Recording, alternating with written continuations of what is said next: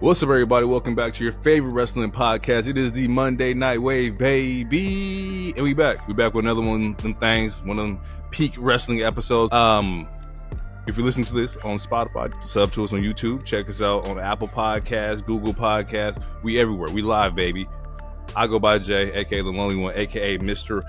Podson Reed, Podman Page, Podwell Jacob Friedman, because I pod better than you and you know it. Jacob Pod 2, Mr. Respect the Jumpers in the building, ladies and gentlemen. But I would not be anything without my co-host, Mr. Quattro, the heroic one. Please take it away from here. He is a wild card. He is the king of gorgeous. Oh, that doesn't sound right, but oh well. He is Mr. Sexy Ass.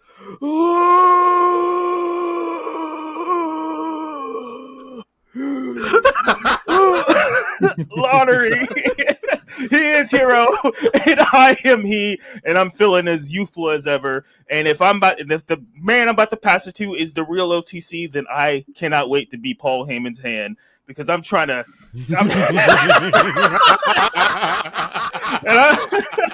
Wait, hold on. I'm talking about WrestleMania 41, baby. That tribal meat. Give it to me, DT. No, pause, bro. What? Put it on the table for all of us to see. Put it on a platter. Bro, we're not even 2 minutes in. We're literally not even 2 minutes in, bro. You're the man what he want. Tribal combat. And for the love of God, there better be at least one fucking pineapple. He's a funny ass nigga, bro. He's a 69 God. What are you talking about? I can't even intro myself, bro. You go from sounding like you have mesothelioma to fucking trying to. Oh my God, that's insane. I thought this thing was Laurinaitis. Who was he mocking? Sleepy Hero, former president, Sleepy Hero. Thanks, Uncle Joe. All right. Wow. That is an insane intro. It's your boy DT. I don't even want to say. I'm the other co-host. I'm the other co-host, the clairvoyant one, a foreseer, truth teller, and a ghostwriter for the WWE product. Let's get to it. That's right, baby, and the triangle mega powers are so triangular that if we were a PS1 game, we would be lower cross chest. You know what? I'm not mad at that. That is a pull. Thank you. That's a pull. All right? I'm going to let you get that one off. I was like, damn. That's a good callback. Shake it. I just want peace. He only want problems. I don't want peace. I only want problems. All right, people. Light news week, but a whole lot of lies. And we're going to get into them from the man himself. Oh, my God. Dwayne "The Rock" Johnson was on the Pat McAfee show this week following people's critique of the WrestleMania ending on night 2. And I didn't know what to expect when I saw him. I was like, maybe he's going to get up and like kind of, big up the product and whatnot, kind of fill in the holes that we didn't see. Nope, that nigga didn't do nothing of that. Nope, none of that. He went into business for himself, ladies and gentlemen. Let me read off some of these statements from The Rock here. He says that he knew that after Elimination Chamber, the final boss is not needed at WrestleMania. He says he wanted to keep the spotlight on John and Cody and let them do their thing. He said, let's step back into the shadows. Let's let all that spotlight go on John. Let it go to Cody. Let's not make it about Cody's soul or John's soul. Let them do what they do. The Rock says he could have been involved in the WrestleMania 41 finish, but instead wanted the spotlight to be on John Cena and number 17, which is the championship. Rock says that TKO CEO Ari Emanuel called him for help because ticket sales were low for Elimination Chamber, and he wanted something must see. Cap. He wants Cody to eventually turn heel because how smart he is. He said he pitched Cody turning heel, and then according to Rock, Triple H decided to go with Cena. The Rock understood that when people saw Travis Scott, they would thought that he was going to come out. He said he would adjust the finesse, or he would adjust it or finesse things a little more. He says he called Cody and Cena after Elimination Chamber and says, "I think the final boss work here is done." He says he liked the WrestleMania finish, but he would have gotten there a little differently. He would have created something a little bit more different. He also says that he was watching WrestleMania at home and knew all the finishes. He then also says that he hugged Jacob Fatu backstage. So, at the same time, he also said he didn't know Travis Scott was going to come out, but he knows all the finishes. Yeah. So, my illustrious panel of great wrestling minds here. Where do you guys want to start first?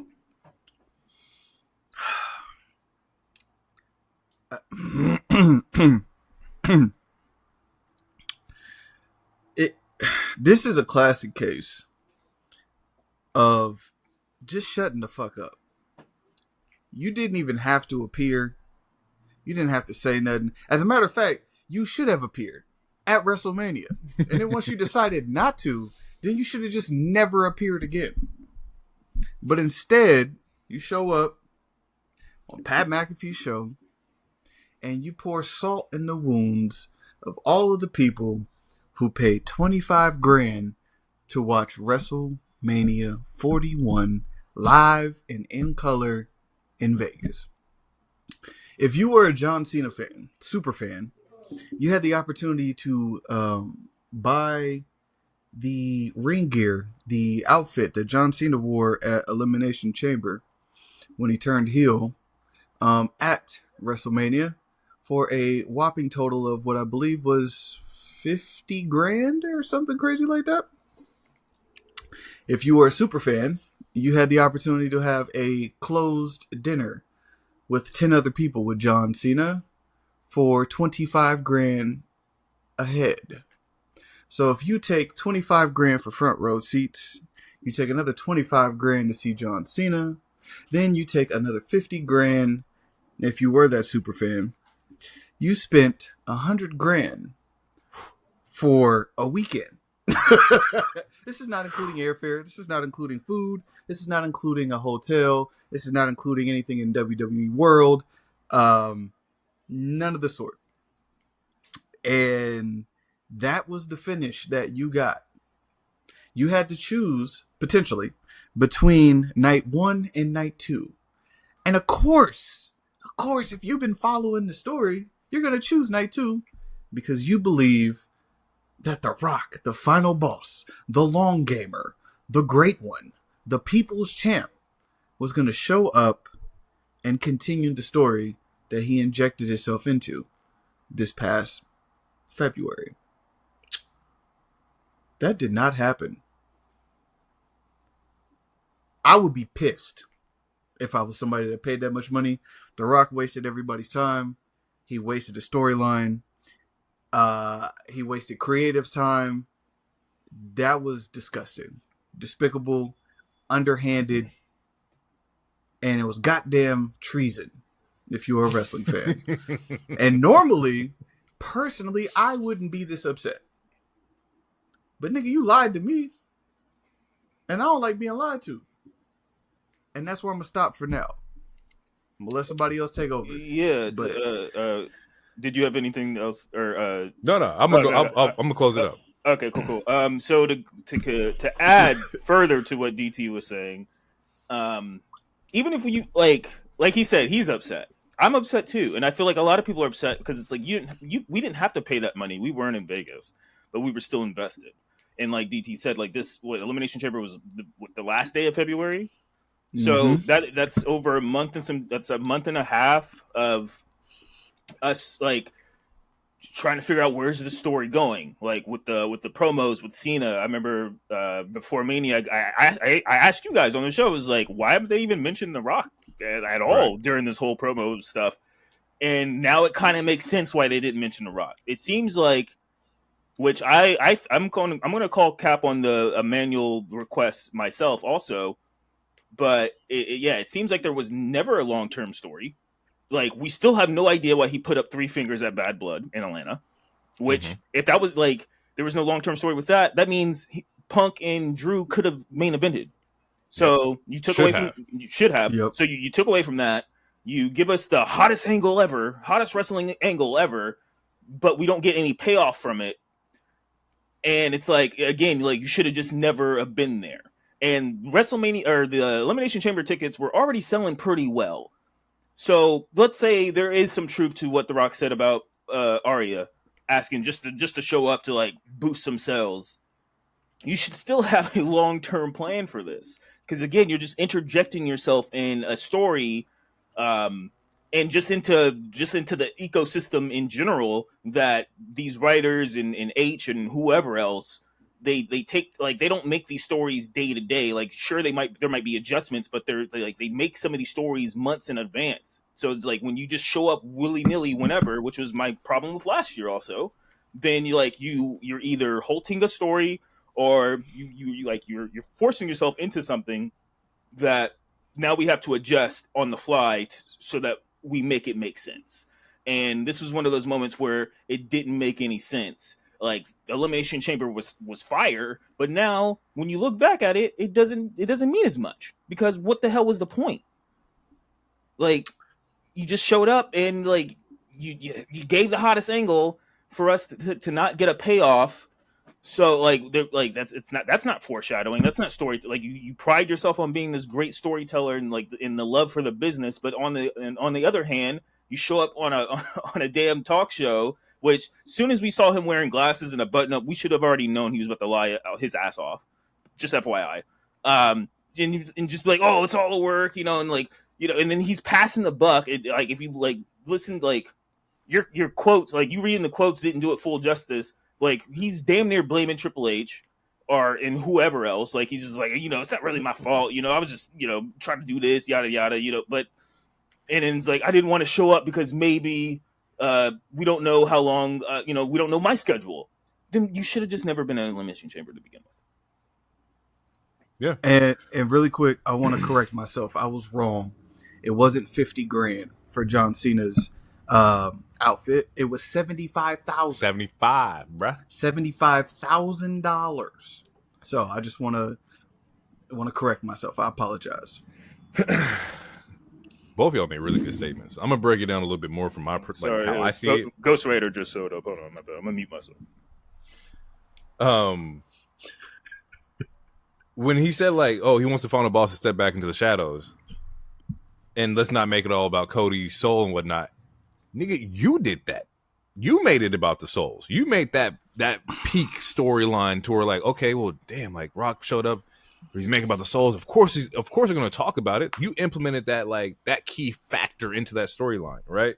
When you're also sitting here talking about, I think the final boss's work is done at Elimination Chamber. It was like, technically, yeah, but also you create this character of the final boss. You got us invested in who this person was. This wasn't like we needed to see it all the time. It could have stopped last year with Cody and Roman, and then cool, Rock is gone. But you did the whole final boss shit. You did the watch thing, the watch exchange. You hold my belt, I'll hold your belt. Like, all these weird ass fucking things that happen that just like we're just rocking with and waiting for you to come back because we want to see something like, fulfilled out of that.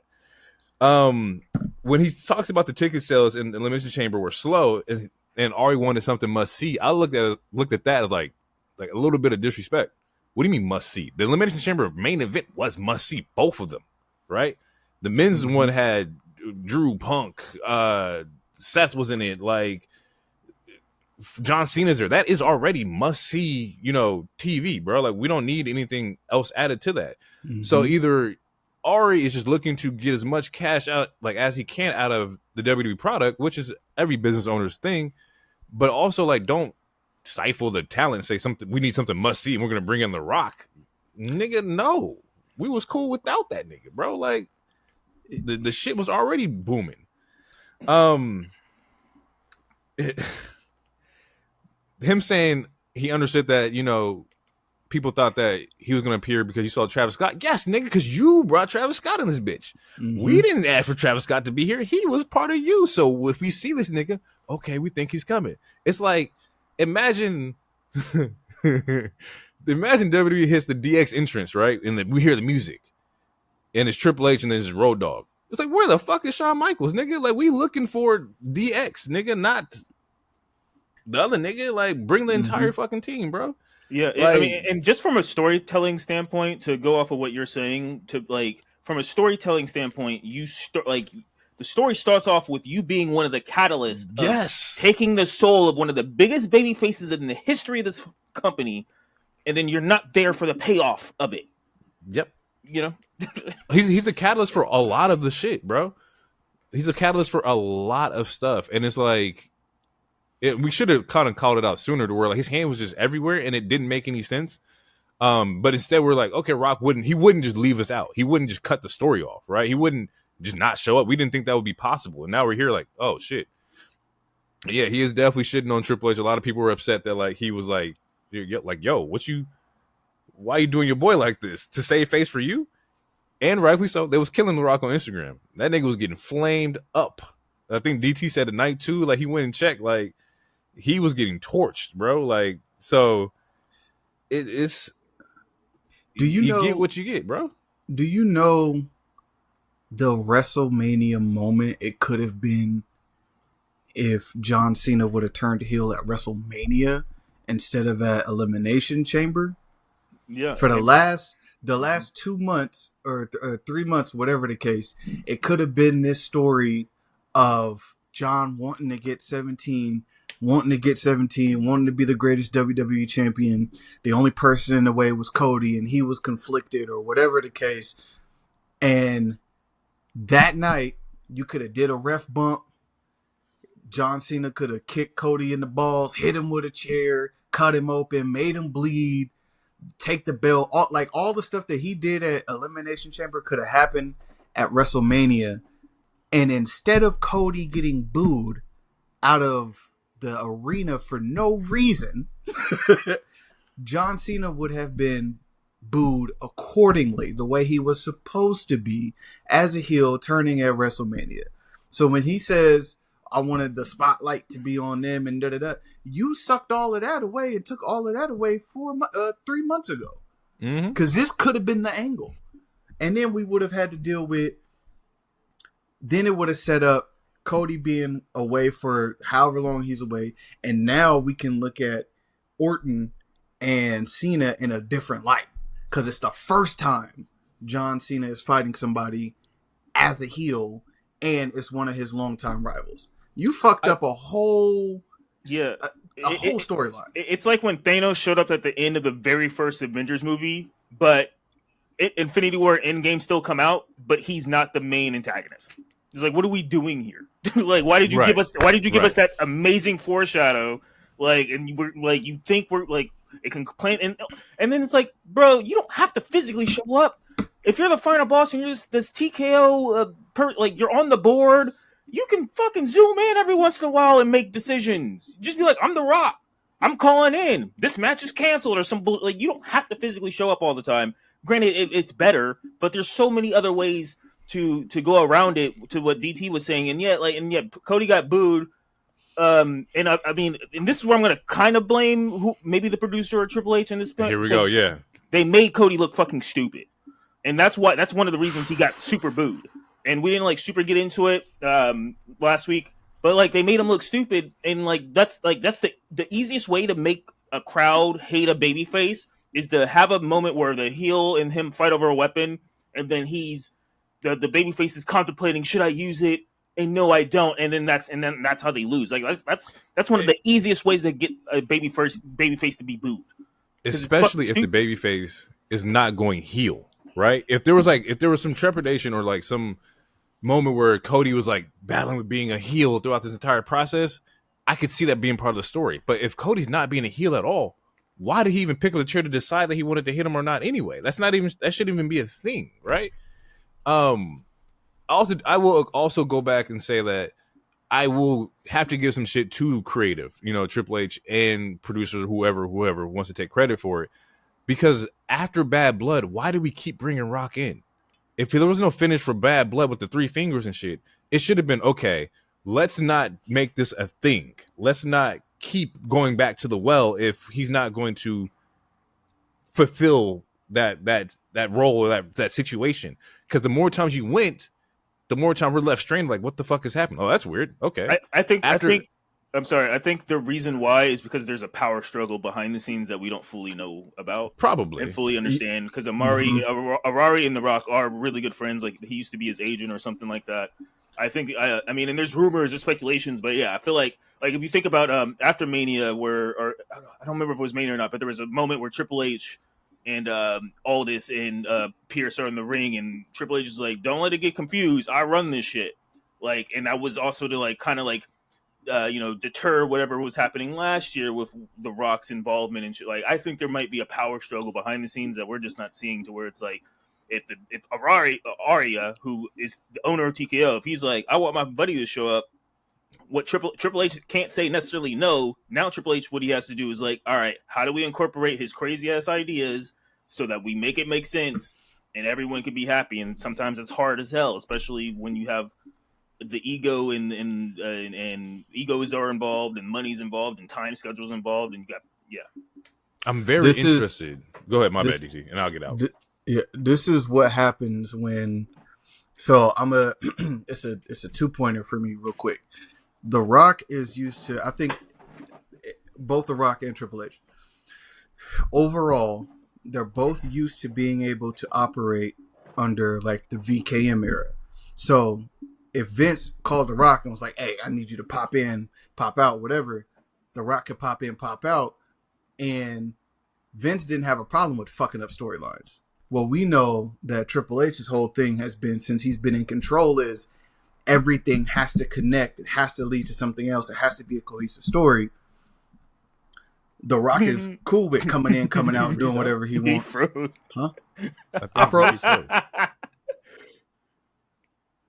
You're good. Yeah, I can hear you now. Go ahead. Finish. I don't know where the hell you froze. I don't even know, nigga. It has, based off of what Triple H has been doing, it has to connect. Is what I remember. Yeah. Okay, so from Triple H's standpoint, the stories have to connect, but also Triple H is used to the VKM era and style of WWE runs the company. Well, that's not the case anymore because you got bought out and somebody else owns it. Mm-hmm. So if you have someone who isn't a part of the creative and doesn't own the company the same way that VKM did, you have someone else who's higher who owns everything. If he wanted to, he could fire all y'all motherfuckers. And that's what it is. So it's an adjustment period, and now you're seeing literally what Hero said is like there's a power struggle. You got one entity that's used to being able to be in full control. I might have to run some shit by one person, but they own the company. I got them in pocket. I can pretty much do what I want for the most part. And then you have another entity that's saying, well, I could pop in and out whenever I want to, and there was never any issues of people adjusting around me if we just wanted to create some buzz or, wanted to create like a headline or something or whatever the case. And that's where that gap in that struggle is at. In closing, I'm a little interested in seeing how like the AAA acquisition actually goes through, because like from what you're talking about, it's like Ari's about the bread. Ari's trying to get paid. He wants to get as much money as possible, right? You just bought out a company, which is spending money, so you must see some kind of potential in the AAA aspect. But what are you trying to change it into? Like, what's the end game here? It's very interesting. I'm gonna keep a close eye on that for sure. Don't want to stay on this topic too long, so we'll jump into Raw this week. Raw after Mania. This is a high show that people look forward to. Show kicks off with Mr. Cena himself. First time we see John Cena with the belt. I had more notes, but it looks like some of them got deleted. My keynote that I have here is that he has 26 dates left, not appearances or not matches. Well, he has 26 left now because he shows up at SmackDown, but on Raw it's 27. let's say it's 26 now, like, and that's not including matches. That's just 26 dates that he has to appear, which is not a lot, bro. From here to December, not a lot at all. We spoiler, but we know that one of them's going to be at Backlash. Mm-hmm. So we get Randy and John Cena at Backlash, and that was announced later on SmackDown. We'll probably get Money in the Bank. We'll probably get a couple of the. We'll probably get the next couple pay-per-views, but yeah, I wouldn't expect them to see him every single Monday and Friday. No, not at all. I think they go to Clash. I don't think he'll be in Clash. I don't know if he goes to the UK.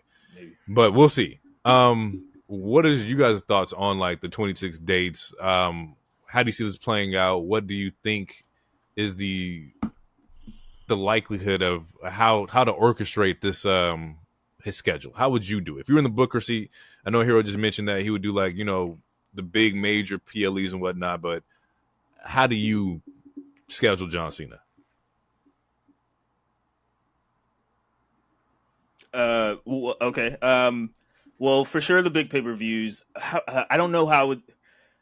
Like I was saying earlier with The Rock, like if you go back to like old Hollywood Rock when he was like talking shit to Hogan while he was on the movie set, I would add a couple things like that, like a couple promos of whoever where, you know, he's on the set, like he's not on show, he's on location or whatever, but like you can still visibly see the title or whatever. But I'm like I after he won, I tweeted, it was like, I want to see all the hits. And this was before he released the dates, but I was like, I want to see him and Carlito one more time. I made a joke. I was like, bring in Big Show. And I had some freakazoids in my mentions because I was like, Paul White ain't doing nothing right now. He can fight. So like, there's a part of me that wants to see the hits. Like, we're going to get Randy. I feel like we have to get Punk. I feel like we have to get Punk just for the same way that we're getting Randy, where it's like we haven't seen the dynamic of a heel Cena facing his former bad guys. Like Randy was a fucking menace in his life, Punk was a menace in his life. So just for that dynamic in general, I want to see that. But other than that, man, yeah, just from the top of my head, I would just say, like, for sure the big pay-per-views, have him, if he's not going to physically be there, have him do something just so that it feels different than a Brock and Roman era where people aren't there all the time. Just something different. So like he's shooting at whatever film he's at, and he's just talking shit, eating grapes or whatever. I don't know, whatever. But just something like that. 26 dates, appearances. You've got Backlash. You've got we already know he's at Clash in Paris. You got Money in the Bank, SummerSlam. He's definitely going to do a Crown Jewel. You got for sure. Survivor Series. Survivor Series. That's around the time he's supposed to be done. December will be his last match. Survivor Series is normally in November. So you for sure got him booked for 7 matches for sure. Then you're looking at 19 more appearances. Mm-hmm. So if you did 2 shows a month to build whatever the next storyline is. Yeah, that's literally it. Actually, yeah, I think that's going to be that's going to be the math in my head. Yeah. So that makes sense. Yeah. So he gets to revel in the Roman Reigns schedule for a year before he's retired. By this logic, we've seen John Cena for the rest of this month. He should not pop up at all. So real quick, as of 5 days ago, the most recent schedule of his is So we just had the 25th. So the next May 9th SmackDown, then May 10th for Backlash, May 24th for Saturday Night Main Event, May 30th. I forgot about that. Yeah. May 30th SmackDown, June 6th SmackDown, June 13th SmackDown, June 20th SmackDown, and August 8th SmackDown. How many dates is that? Like count like individually. So after we just so 1, 2, oops. So that's 8 more dates just from there, and that's nine. Nine. Money in the Bank is June 11th. Right. Well, I mean, it's just as of right now, he's not advertised for that. Yeah. These are just everything that he's quote unquote advertised And for. Okay. to be fair, that kind of makes sense if he's not at Money in the Bank because the cash is probably going to happen on Jay. If John is not there, or if they let the men with the briefcase hold it, which they haven't really done that in a minute. I think the last 2 they kind of cashed in immediately, if I'm not mistaken, or except for Priest. Priest had that bitch for a year. I take that back. Yeah.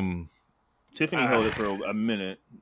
I just meant from the men's side. We normally with the men, they get that bitch off and ready to go, with the exception of Priest. I do like this. I like the thoughts that we got. It's just fuck, bro. We're gonna see how this works. The concept of him facing his Sinister Six probably not gonna, as much as we want it, probably won't happen. And if they do, it's gonna be some multi-mans in there at some point. Well, it's not the Sinister Six because he's a bad guy. He's fighting like the Justice League or the Avengers. Yeah, but he can't fight okay. No, he can't put on a match the same way that he used to. Yeah, no, and you he's could not. Tell Cody had to slow down. Yeah, he's not as superhumanly strong as he was way back when. So he's gonna need someone else to help him fight these people along the way. He's not gonna do it by himself. And I don't want to hear no. I don't want to hear no shit about Travis Scott. We not. I don't want to hear that. I don't, because if you wasn't even gonna take your lick back from Cody, you don't need to be in the ring. If you can punch a nigga in the side of the face and fuck up his ear, but then you got to make sure you protect it on the crossroads. You don't need to be in there, bro. So, I ain't gonna let you disrespect Bad Bunny's legacy either. Bad Bunny was really about that shit, so I ain't gonna let you do that For either. For sure. Yeah, we can't have that. So, all right, getting out of this. Liv Raquel versus Becky and Lyra for the tag belts. They had just won these joints night 2. Mm-hmm. Fresh off the press, right? They lose these belts. Raw after Mania. No. First thought, for the most part. Bayley I'm gonna fuck y'all up for Bayley, bro. Yep. I'm gonna fuck y'all up. Mm-hmm. She didn't deserve that shit, bro. You could have ran the match with Bayley and Lyra, and then did the next day a rematch where Lyra brings out Becky. Cool, whatever, bro. But to completely take her off the run and with all the work she's did, trash. And then the Fred or the Chris Van Vliet interview came out. I don't know if y'all checked that out with Bayley. Oh, I Great definitely fucking did. interview. Definitely Great fucking interview. But she's sitting there she don't even take it personal, and I respect it. And she already knew too, because that interview took place. I think it took place the Thursday, the week of Mania. So it's like she already she's like, man, by the time this comes out, woo, yeah, she couldn't even say. It's like, fuck, man. And he's sitting there like, what does that mean? It's like she already knew, bro. Bayley's a true legend. She's a true fucking legend, basically. True fucking legend. She didn't deserve that. I'm gonna fuck y'all up. We see that Gigi and Tatum Paxley are also ringside for this because they're doing like the NXT people get, or NXT women get a title shot. Match was good. Hero did say that the match was dope. Raquel has some pretty dope spots in here, but the story is Liv and Raquel recapture the belts, and Becky turns heel on Lyra. I don't know what to think of it. This is going to be a let it play out for me kind of thing, because if I say too much, it's going to sound like I'm being negative about it. I get the idea of rubbing Becky off on Lyra to kind of boost Lyra and get Lyra like some momentum, but it was like out of nowhere. Like, you come back after a year and you taking it out on Lyra. That's just my thoughts. I don't really have anything else to add to this. I feel like it was easy to tell that this was going to happen. Did I think it was going to happen the very next night? Absolutely not. I did not think it was going to happen in a 24-hour period. No. And also you could have, like, Bayley still could have had her Mania moment, and this storyline could have still happened. Like you said, like, they could have had the match with Bayley win on Mania, and then maybe Bayley's just so injured she can't do the match on Monday, and then fucking Becky shows up and takes her spot or something. Like, you could have still got all that, and then like, yeah, you could have still got the same results, but without making people upset and like, you know, overshadowing Bailey. And yeah, I don't know. It could have played out better. And then the beatdown was kind of awkward too, because like Becky had to go in like 2 more times, because like at first, like, I don't know if this was Lyra's fault or if this was just a miscommunication, but like Bex turns on her, and then like Lyra's just kind of like looking up, and it's like, well, since you're so cognitive right now, defend yourself. But you're just letting your mentor stomp on you. And then she leaves, and it's like, oh wait, she didn't get enough heat. All right, go back in, keep beating her ass. Because honestly, like, Lyra wasn't even like laying down, like she got like, I mean, she was like on the ground, like she got attacked, but it wasn't like, I don't know, it was weird selling. So then fucking Becky had to go back in, attack, and then it was like, all right, get some more heat. All right, fine, 2 manhandle slams, 2 rock bottoms, and it's like, I don't know, it could have been done so much better. I don't know what what it was. The fans were chanting one more time.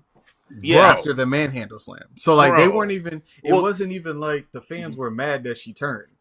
They just wanted to see, violence. That's what they wanted to see at the end of the day. They didn't give a fuck. And honestly, I feel like this is a whole conversation that we can have on a different day, but I feel like that's kind of one of the Achilles heel of how hot this business is right now, and just how smart the fans are, quote unquote. And this is in every company. But like, even when Bronson Reed did the shit with Seth, they wanted one more time, where it's like, as long as you do something cool, people are more than likely going to chant for you.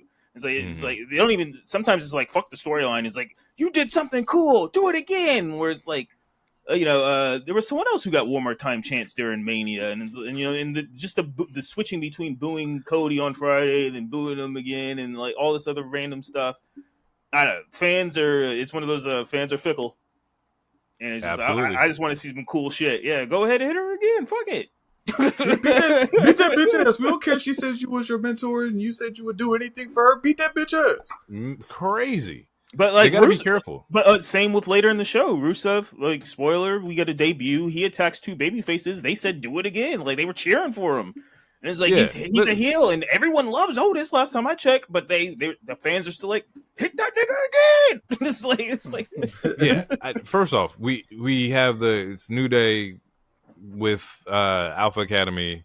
New Day kind of like dips off when they see that Rusev comes out, and he just lays out Tozawa and Otis for no fucking reason. This is a tag team segment, and Rusev debuts, which makes no fucking sense to me, and it makes Alpha Academy look like assholes. Like, not asshole, but just like, oh, y'all just pawns. Yeah, you getting jumped. Like, for what? Yeah. Rusev could have came out for the IC belt or something like that. He could have came out and fuck with Dom or something. I don't know. But yes, Rusev is here. I got no feelings on Rusev being back. I have nothing against Rusev either. I thought Rusev Day was one of the biggest things that went over in WWE that was not fully capitalized on, in my opinion. But we're going to see where he fits in this current regime. These are different friends now. 5 years is a long time to be away from WWE. You got to come back in with a whole different mindset. And so hopefully he's ready to come back with a different mindset. Hopefully he's going to be inducted into like the mid-card scene. And we'll just go from there.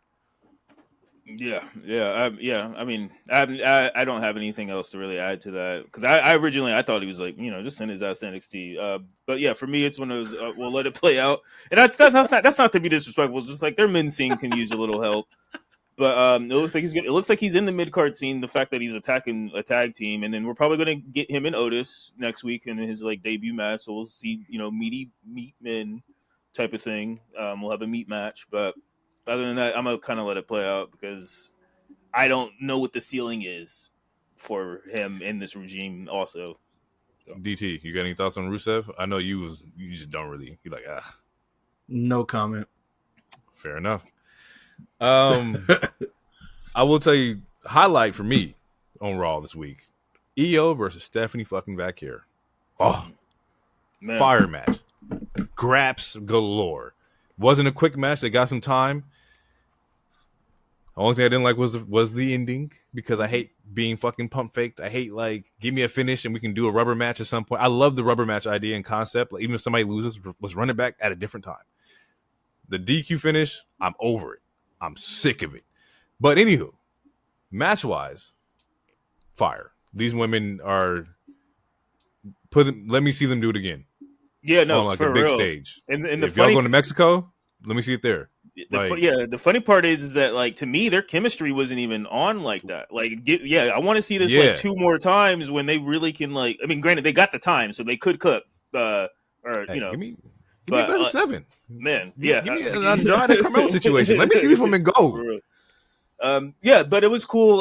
Obviously, Vaquer is still NXT Women's Champion, so I wouldn't say it's a call up per se, but you know they're indoctrinating her into the main roster so that the main roster fans could also get a feel from the ones who might not watch NXT. You know, and then we also get a Julia appearance, which is nice, Roxanne. and then a Roxanne appearance, which we've seen her a few times on the main roster, but then I know she's been back and forth at this point, but it was a nice showcase to be like, yo, these next 3 are kind of like what's up next. Just so y'all know, just so y'all know, like these next 3 women are the future. Like, you know, when they get on the main roster, they're gonna be the ones. Like, so pay attention eventually. Like when they, But yeah, cool segment.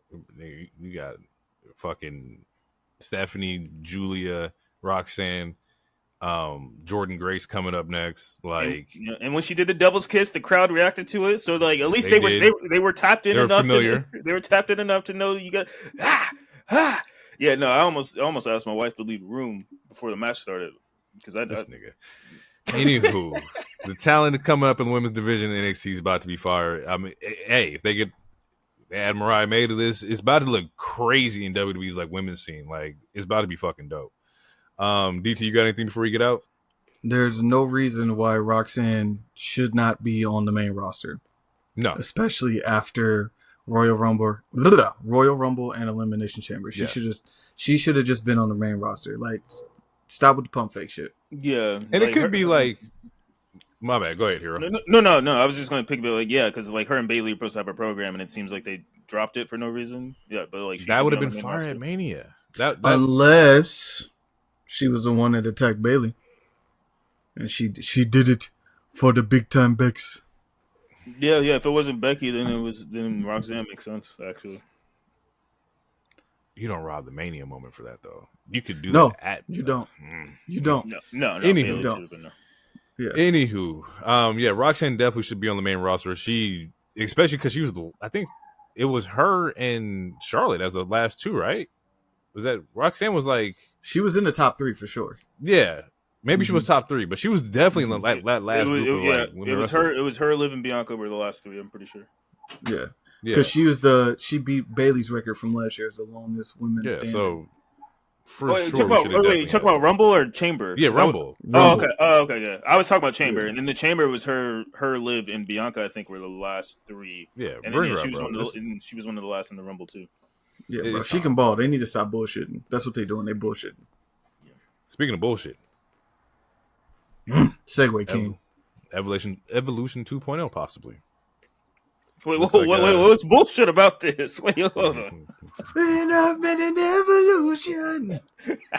First thing I noticed is that you got Paul with the mic or whatever, and look who's holding a motherfucking hand out like they the tribal chief. God damn. He been wanting to cosplay for the longest. Go ahead, do your thing, big boy. I mean, he created them, but whatever. What? I'm like, he's doing all the mannerisms. You holding your hand out now? Like, acknowledge Seth Rollins. Acknowledge the architect. Hey, Seth should get a shirt that says Needle Maker. Wow. It's amazing that we pick and choose when we want to lean into shit on this show. When we want to lean into who create. But when a nigga said he created them like 7 months ago, that was an issue. That was retcon. Niggas just stop retconning it. They got back together 3-4 times. I don't even know why it's a big deal. Okay, well, yeah, and I have a screenshot. You told me that's not the story that they want to tell, so I'm agreeing with you. That's not the story that they want to tell. It's crazy because both this wouldn't happen without y'all points wouldn't happen without Karrion Kross. So we got to acknowledge the real god here, puppeteer real architect Karrion Kross. What an amazing random promo on that Sam Smith. What is it? Sam Watson? I am Sam. What is that nigga's name? I can't think of it. I don't know, nigga. But it got headlines. It had headlines. People was like, it was the lines were blurred between real life. Yeah, and work. Because Scarlett was like, you look it up. She even dropped his real names. Like, hey anyway. Man, hey. Anywho, This promo's fire, yo. Like, we got the crowd is cheering his name, like chanting his name. He says he took the wise man, he stole a best friend. Enters, Punk comes in. Paul says, "You screwed me and put me in a position with my tribal chief." So Paul Heyman saying, if you never would have did this never would have happened. If you never would have made me choose between y'all, I would never have went to Seth Rollins. So it seems like some of the blame is going on CM Punk. Punk gets fucking eye gouged and gets hit with a stomp. We ended with there's a new reigning and defending number one top star in the industry, and it's Seth. Ladies and gentlemen, Seth Rollins. Tribal Chief's not having that. We get Roman Reigns' appearance. Roman comes in, spear to Seth. Superman punched the wise man. Somebody in a black hoodie spears the goddamn shit out of Roman Reigns. And I'm like, what the fuck is this? Lo and behold, Bron motherfucking Breakker. Bron's in the big leagues, ladies and gentlemen. Biggest pop of the night for me is seeing Bron Breakker drop the belt and immediately get thrusted into a superstar position. Like, we just talked about it. Such a dope ending for this Raw. Such a dope moment for Bron Breakker. What's the thoughts, guys? How do we feel? DT, you go up. We literally just talked about it. We literally said they can't keep holding him back and keeping him in the mid-card spot. We just talked about it. And this is the perfect way to do that. He loses the mid-card belt and he pops up on the biggest, maybe one of the biggest storylines in the company right now. And it's good because it adds a layer. It brings him up to that next level. Seth doesn't have to wrestle every week. He can just come out there, people can sing his song and then boo him.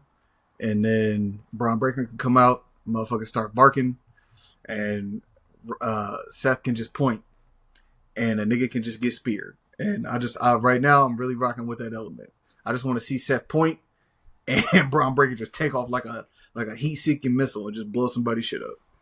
I know Bron can talk, but I don't even need him to talk right now.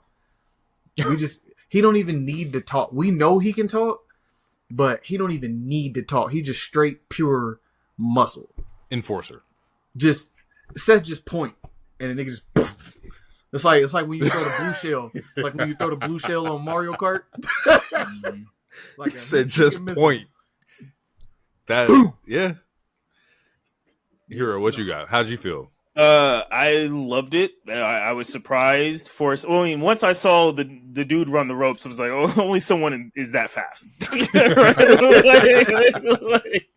So once I saw him run the ropes, I was like, oh my god! And then once he took it off, took off the hoodie, pause, and I was like, oh my god! And by the way, the only person in the last 3 years to wear a black hoodie that's not tied to the bloodline. So shout out to that. They don't monopolize the black hoodie anymore. But I think this is a cool thing. It seems like they are slightly trying to transition, whether it's a real or whether it's just rumors. It seems like they are trying to transition Seth finally to that spot.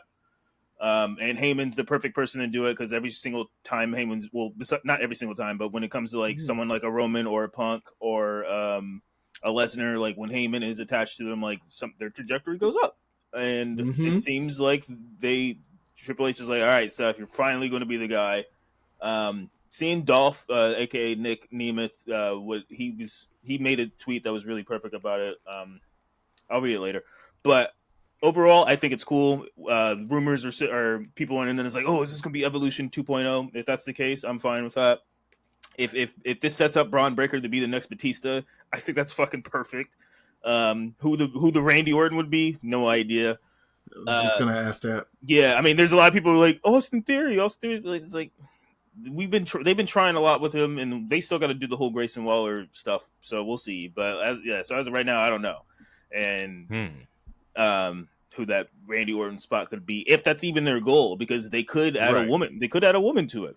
His wife just turned heel. Although I think that'd be too easy to just add your wife. And also, last time I checked, I believe they said they don't necessarily want to work together like that anymore after their time already doing that.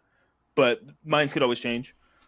Yeah, I know. I'm interested. To me, To me, it's must see. It's a great ending to a Raw, and also a lot of people love this Raw. They were like, "Man, this Raw was better than WrestleMania and all this other shit." And same with SmackDown. People love this episode of SmackDown. I just think it's very interesting to see like the Raw and SmackDowns get so much praise, but people were hating on the Mania so much. And maybe that's also tied to our Rock conversation, where maybe there's like certain handcuffs to where Hunter couldn't cook as much as he wanted to. Who knows? But I just think that's also very interesting. Yeah.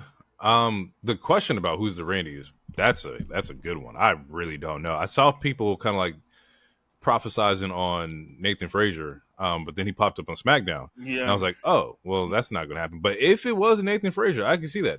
The dude is cold, but we're not going to split up a really good tag team. Nope. Can't do it. Nah. You can't, bro. Fraxium is fucking ill. Yeah. I mean, unless they bring them both. I'll say this now. Fraxium should have been on Raw. Raw needs fucking tag teams. But them being on SmackDown is amazing because now SmackDown has even another good tag team. Their tag Raw needs tag teams, bro. It's New Day, LWO, War Raiders, and then Alpha Academy, Creed Bros, and I guess 2 Judgment Day members whenever they decide which 2 want to be it. Like that's it. You know? But meanwhile, you got Pretty Deadly, Profits cooking, DIY cooking. Shout out to JD. JD returned to this episode too. We did. To JD McDonough did come. We didn't talk about it, but JD did return. So shout out to JD. JD comes, and Finn didn't know. Like they're still very slow cooking this. Somehow Finn's gonna get out the Judgment Day. Yeah, unless Dom leaves, but I think Dom is like the real mastermind behind the scenes at the end of the day. But yeah, that was Raw. Yeah. What you got, ET? I'm going through the roster right now. I have 2 questions. Okay. Depending on the answer to the question from you 2 will depend on who I put in this spot. Okay. Do you want this alliance, this group, to truly be booed? That's the first question. Or nigga, it is not Logan Paul. Swear. That was the call up. Hey, you better watch your goddamn mouth over here. Ew! Don't ruin. Ew! Listen. If Logan can shut the fuck up, not happening. He might be able to learn something. That's the only reason they keep him. Is because he talks. I hate that, but it makes so much sense. I hate it, but it makes so much because he is the. He will get that group like booed the way they need to be booed. You have someone who is so loved in Seth Rollins, and you have someone who the universe is waiting to pop. They are waiting for him to pop. And then I have a second question. Okay, yeah, who's the other person? Because I have two like dark horse picks for the Randy. Now that I think about it, this is out of left field. Mm-hmm. Okay. Would you call up All Ego, Ethan Page? That was one of them. I think that's a choice. I think that's a choice. My other one, give it to Trick Willie. Let's add some color in the group. And he's like, if we talking about like someone who's like really Randy-esque, someone who's tall, got the physique, and could talk, and got the bruh.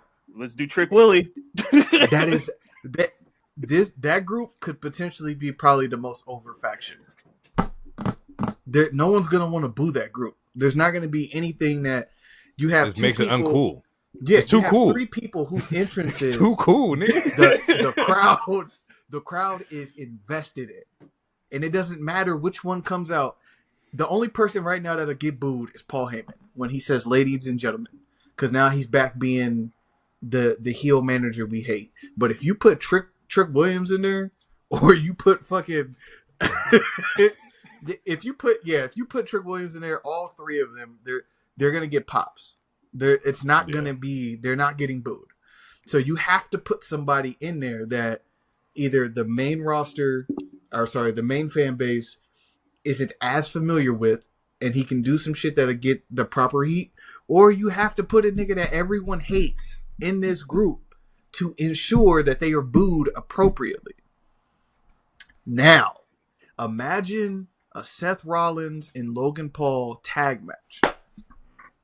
I don't like the nigga, but I'm saying imagine the match. It'd be great. It'd be great. Let me add on to that, because I was about to say, like, if Logan Paul is that fourth member, it makes the most sense because, like you said, he garners the most heat. You're gonna automatically boo.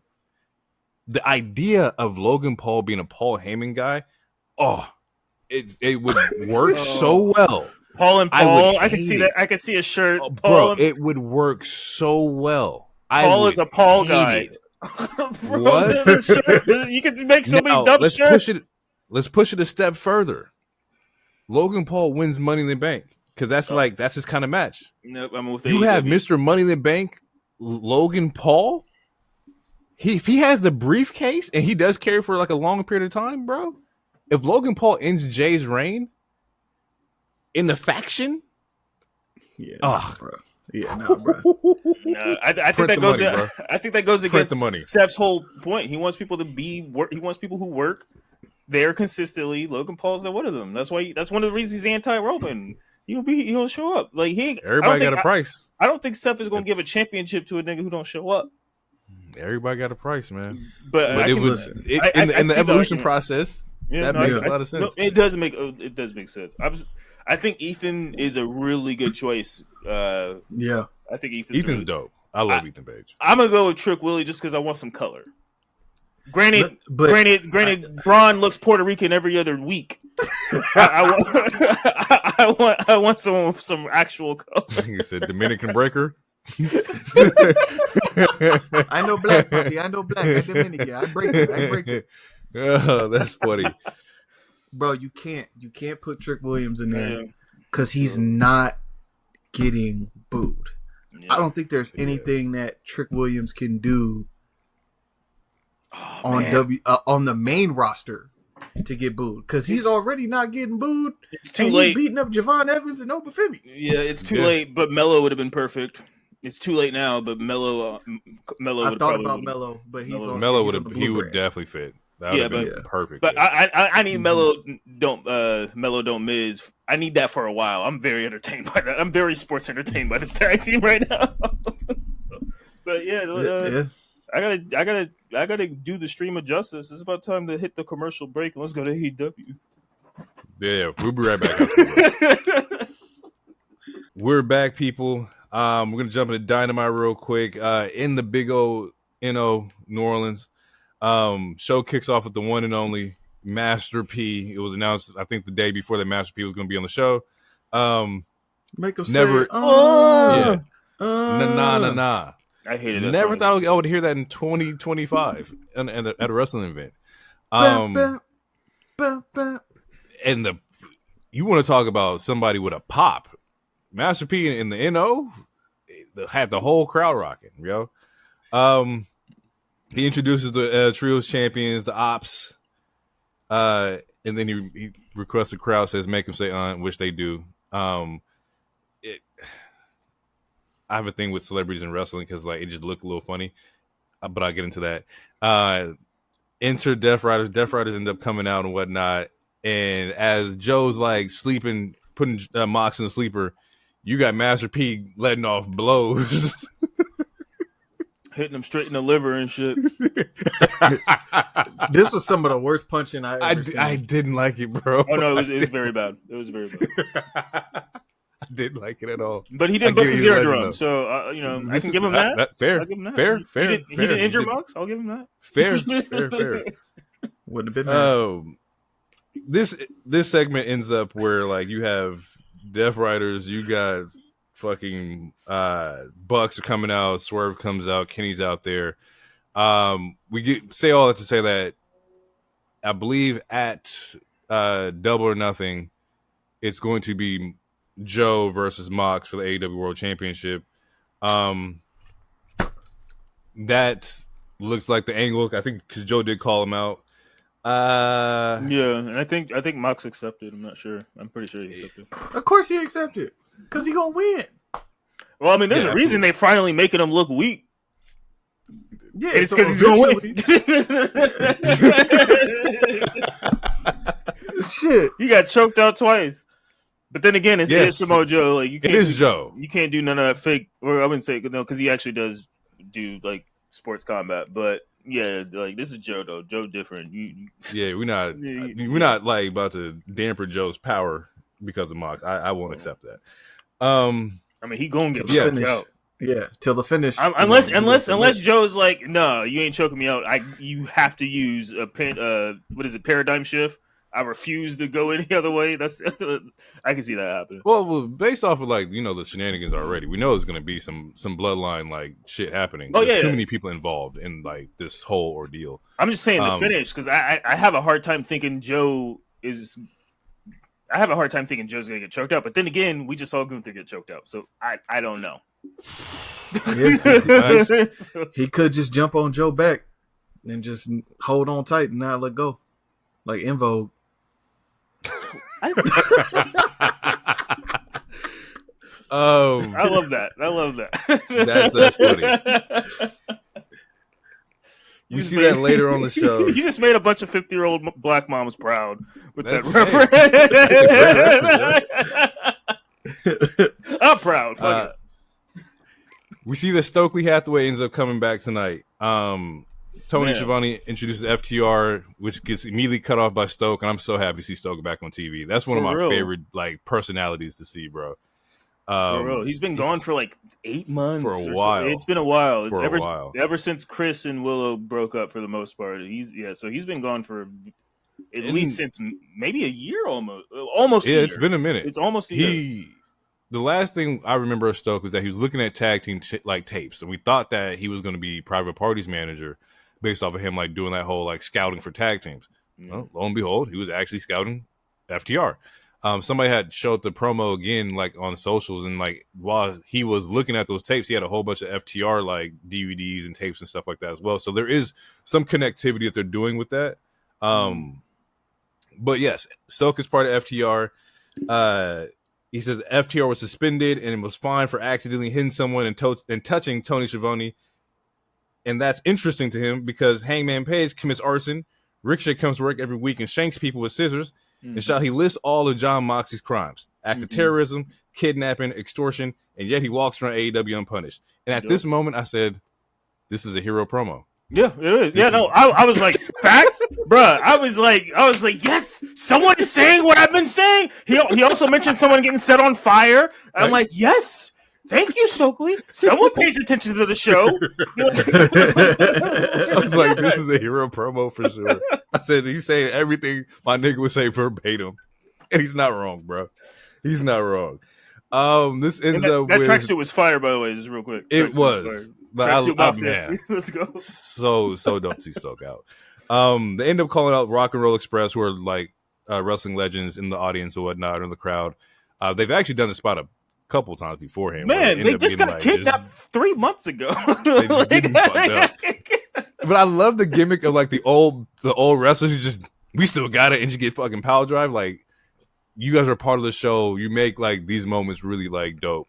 And they still work. Like they still work like legit matches. Whether that's it's so cool. Whether it's in AEW, because it has been in AEW before, or it's still indie shows and shit. Like they still work. Like so, yeah. Kudos to them as far as like staying away from drugs and dying young and all this other stuff. I mean, I'm not saying I don't know if they drug free, but they look good for their age to be still wrestling. And yeah, it was dope. They as FTR unveiled their shirt, which is "Living Legend Killers."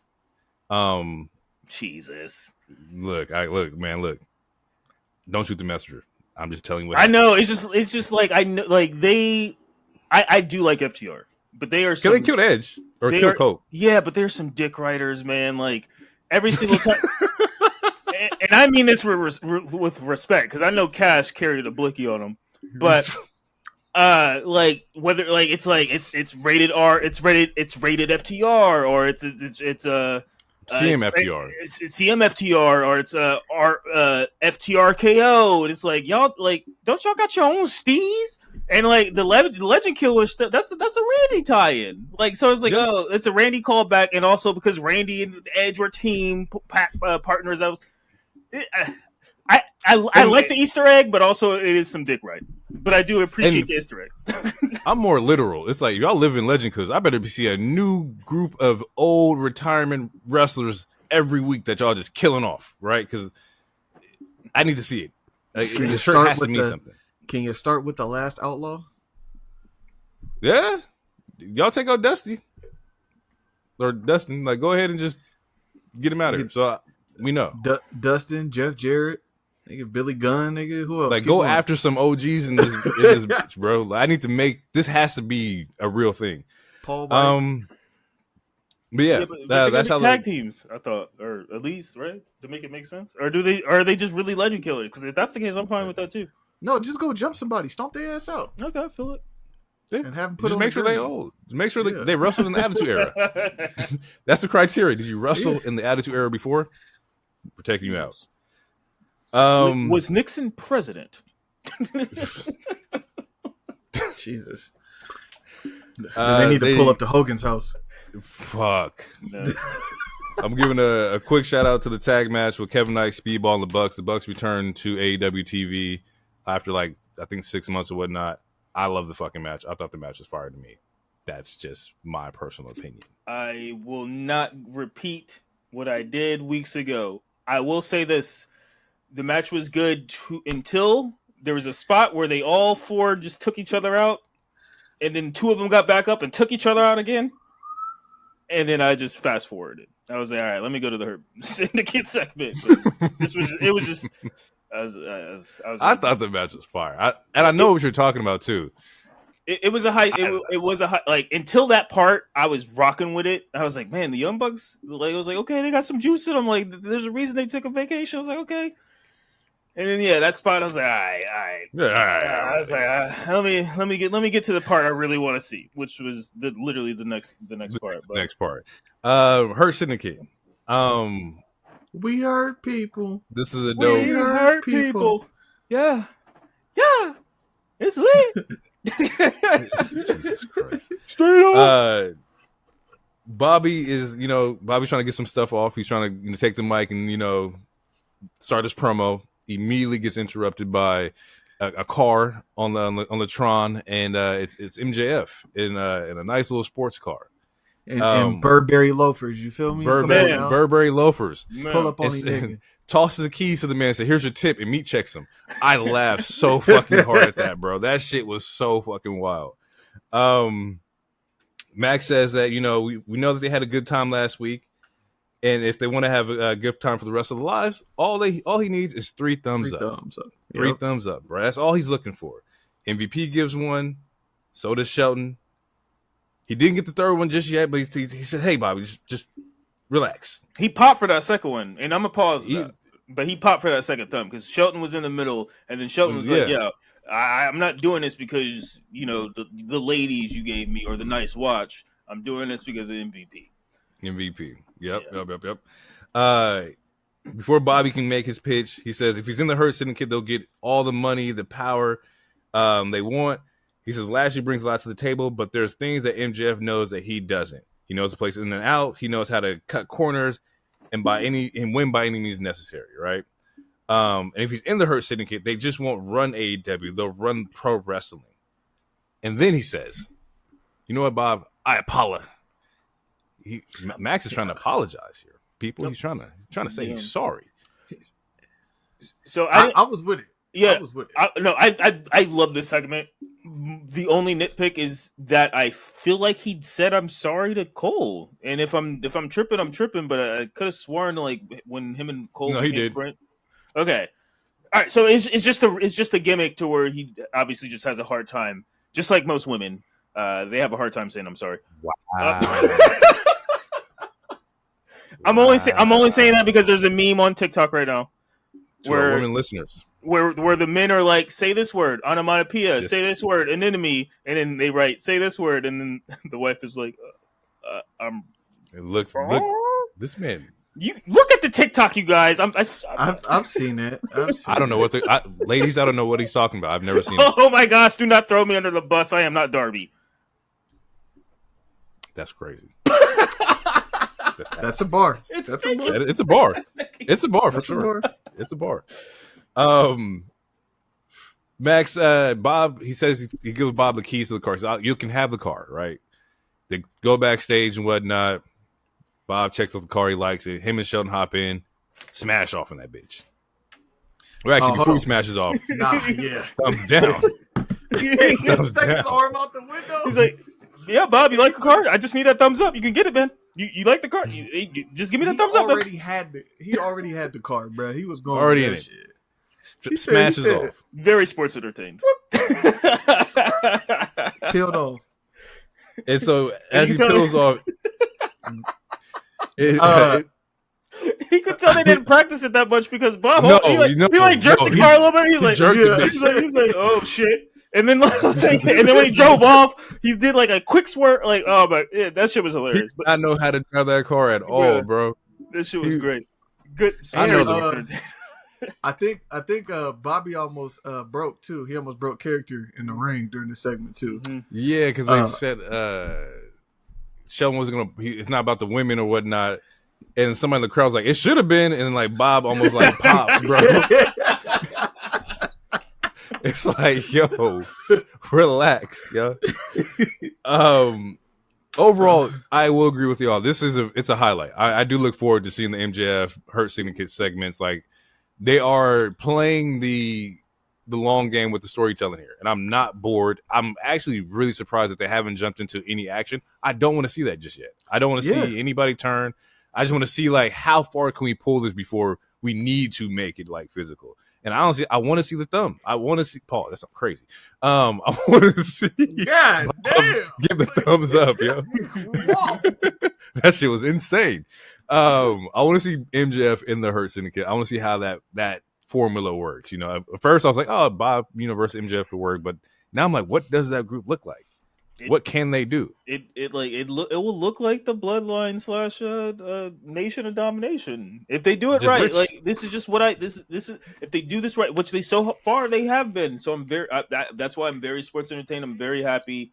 This is like they need to treat this the exact same way that they treated the Tony Storm and Mariah shit. Like, let this cook for a while. Like, let this eventually lead to MJF getting the Triple B back.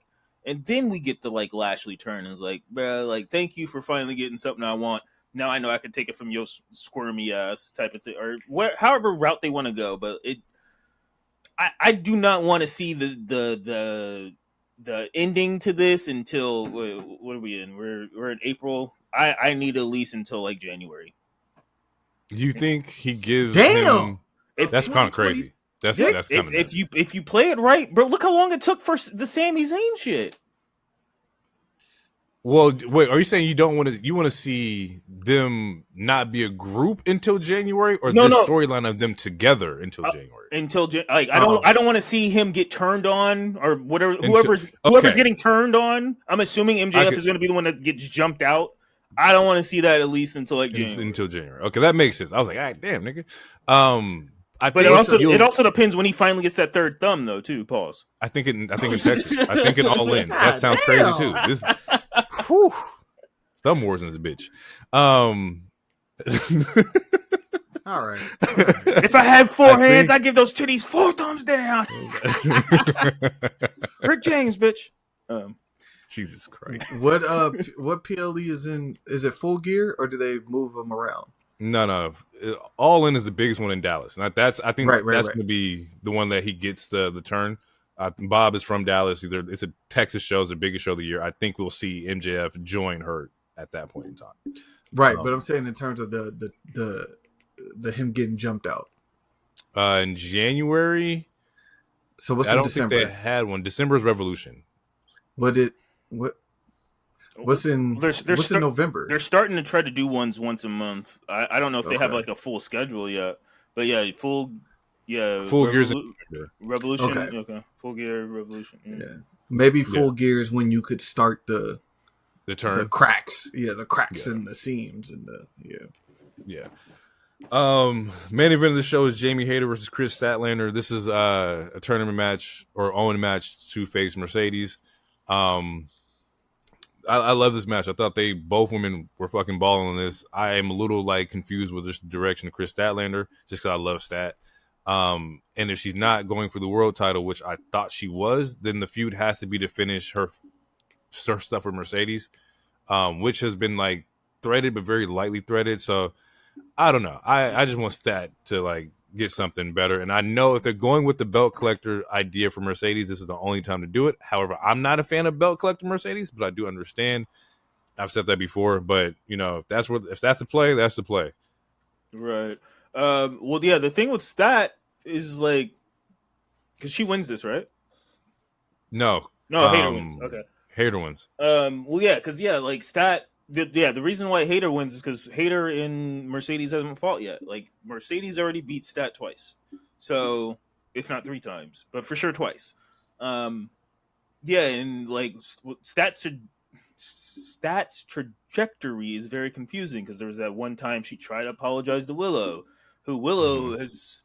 I don't think we've seen her since. She's been attacking Death Riders. Dynasty. She came back. I think that was Dynasty though, right? When we last saw her. No, that was more recently.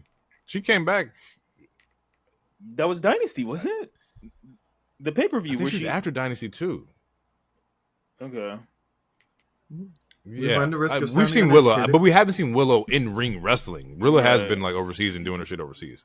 But it just Anyway, to go off what you were saying, Leonard. Yeah, I feel like Statlander's a fan favorite, so I feel like everyone just wants good for her. And same with Jamie Hayter. Like Jamie Hayter was on top of the world before her injury, and then ever since her return, she's kind of been in like collision limbo-ish sort of, but like she's still getting some opportunities, so that's cool. And her and Mercedes should definitely have a good match. And I feel like Hayter winning was mostly because her and Mercedes haven't fought yet, so we're trying to get a new match we haven't seen. Yeah, I can actually see that. That makes a lot of sense. There's always a chance that they do give us there's always a small chance. I doubt it, but there's always a small chance they give us a swerve and Hayter wins because of Athena interference. I doubt it, but yeah. Hayter and Tony Storm would be cool because they were in the same team for a little bit before the injuries, and then like they did trade titles with each other. So there is stuff that you could play with that, but I do think the belt collector is the route that they're going with, and I think all in we'll see Tony versus Mercedes. And I understand that from the aspect of babyface versus heel too, because Hayter is the babyface, Tony's a babyface. You're not doing babyface versus babyface. That's just not a thing technically. But anything's possible. They could swerve on us, and we could see that. SmackDown. I'm starting to feel John Cena's introduction as he brings the homie in and introduces him as the greatest champion or greatest of all time and the last real champion. I do like that. I do like the greatest of all time because that's fire. It kind of reminds me of the Shane McMahon shit when he was the best in the world. Yeah, and like he it kind of reminds me of that. Which I do like that a lot. I do like it. But before Cena can get out there and speak, we see that Randy comes out to the ring. There's a lot of like personal jabs in here. Randy telling Cena to grow up. We see that there's a void in Cena's heart because Cena doesn't have any children. John says, "How dare you parent shame me?" Congrats, Randy. You have children and you love them. And I was like, that nigga's funny. John also breaks character. I don't think he breaks character. I think he goes and just at this kid and is like, congrats, kid. Your dad is a loser. I'm like, fuck. Yeah. He says he doesn't have kids because, he's been policing these brats for over a quarter century. Essentially, he's like, I've been raising all these niggas my whole life. I raised generations of y'all. That's pretty much what he said. Your son dresses like me, which is a crazy thing to say, but it's like he been dressing kids up for years, bro. Like that's real. Orton says that no matter what John feels about the WWE universe, he wouldn't have his fame, his Hollywood career without him. Says he's ungrateful, and whatnot. Overall, Orton's attacking the ego of John and telling him that, like, you're not really that guy. Go have some kids, bring your light back, and come back. You have the most Make-A-Wish, like completions out of everybody, bro. Like, be the good guy you are. You're not this guy. Yeah, essentially, he was like, "You're not built for this life. Go start a family, my nigga." Yeah, you don't have voices in your head. You don't got voices. I can see you, John. You good. But it seems that we are getting John Cena versus Randy Orton at Backlash in St. Louis. My question is, John's move slow and Randy don't take bumps. What are we expecting from this match? Striking. They're just gonna be punching the shit out of each other in the face and in the stomach. My over under on back spots. Ooh, that sound like back shots. Yeah, crazy. Come on, bro. That's like. So my over under that includes suplexes, power slams, RKOs, and AAs. I'm gonna go under 20. So I'm gonna go 19 and a half for the match. And that's including all of those slams, like all of them together in totality. What you got, Hero? What's the expectation? You got a I'm not going to count this. I'm not going to count the back shots because when I think about the number, then it throws me off my guard, and then next thing you know, I'm done. But no. I think what DT said, I think it might be a striking. I think it might be a striking heavy match. I think it might be striking heavy. We'll definitely get the DDT, but I think it might be one of those slow potting matches. It probably be like a 15-minute match that feels like 30. I hope I'm wrong, but Cena's gonna win, obviously. But, yeah, for sure. Is there more interference? The only interference, unless Travis shows up, which is fine. Maybe Cody shows up and accidentally distracts, which slightly starts setting up the Randy Cody stuff. But I feel like that Randy Cody feud, it doesn't have to have a title, but I feel like it kind of should have a title. So I don't want them to initially start that feud yet. I don't know. Low blow. Yeah, we'll probably get another low blow. There's a lot of people online who's like, "Whoa, what if Cena does the thing that Randy Orton did to him, where he just like as soon as the match starts, he like hits the ref?" And I'm like, "Well, now that all you guys are saying it, it's probably not going to happen. So thank you for spreading the meme, but it is a good idea. But I doubt it'll happen. But yeah, it'll probably end in like a low blow or something. It's unfortunate Kevin is hurt because I'd throw him out there as like maybe Owens does something, but I don't know. Maybe Travis does show back up. It ain't gonna be The Rock. So.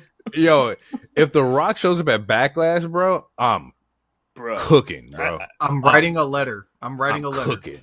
If Rock shows up, I'm putting the notifications on his replies if he showed up in Iowa.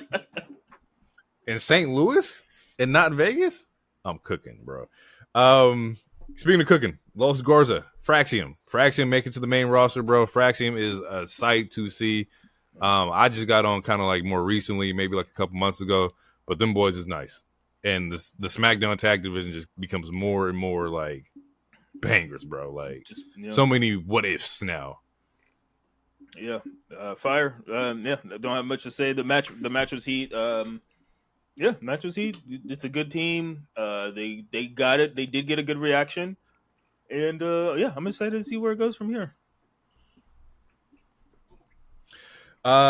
Chelsea versus Zelina happens this week, and we see that Zelina comes out as the new Women's United States Champion. Initial thoughts, did not see this coming. Random as fuck. Random as shit. I'm not mad at Zelina getting the win, but it was out of nowhere. And I also feel like if this was the plan, Chelsea should have had some space on Mania.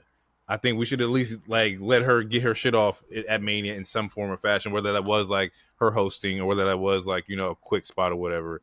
I would have loved to see her as a champion at Mania.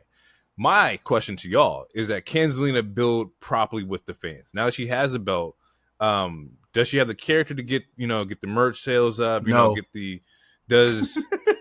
Damn, nigga.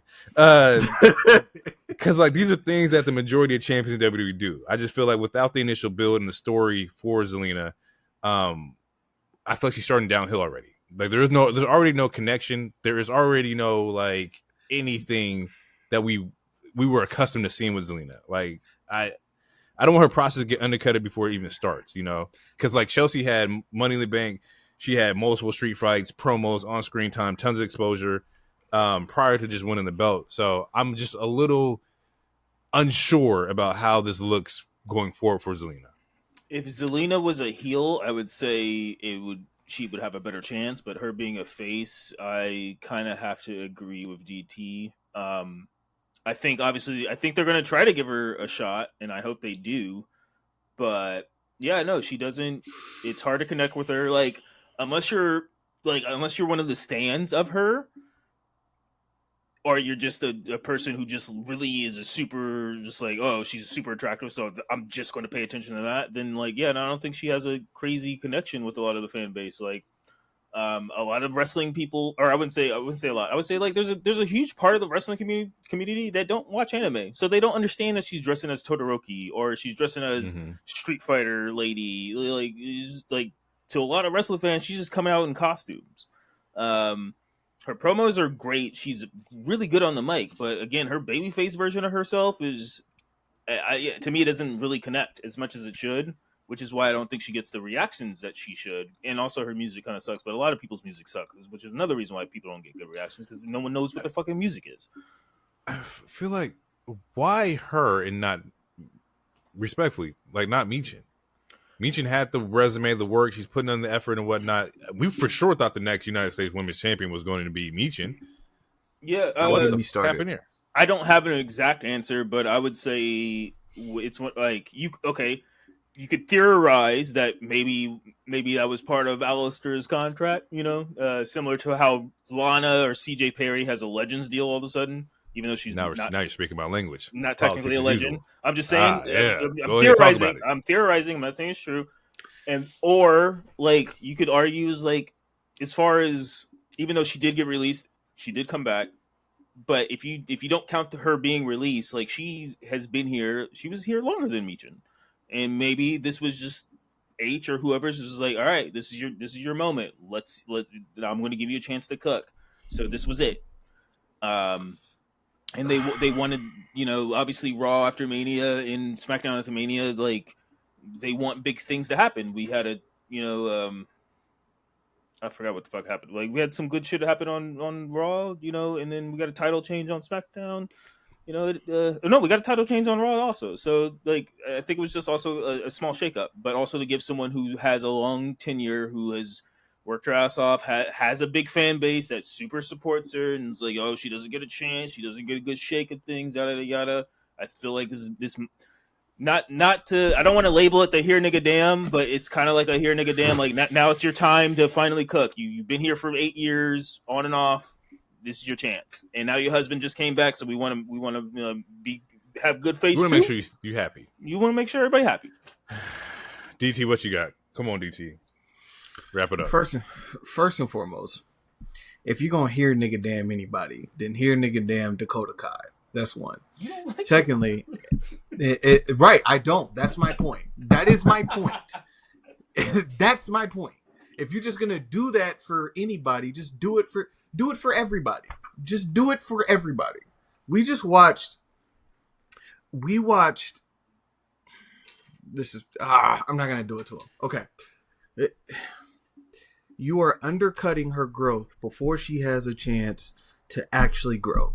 You already spoke about evident things. No one knows her music. No one's connecting with her.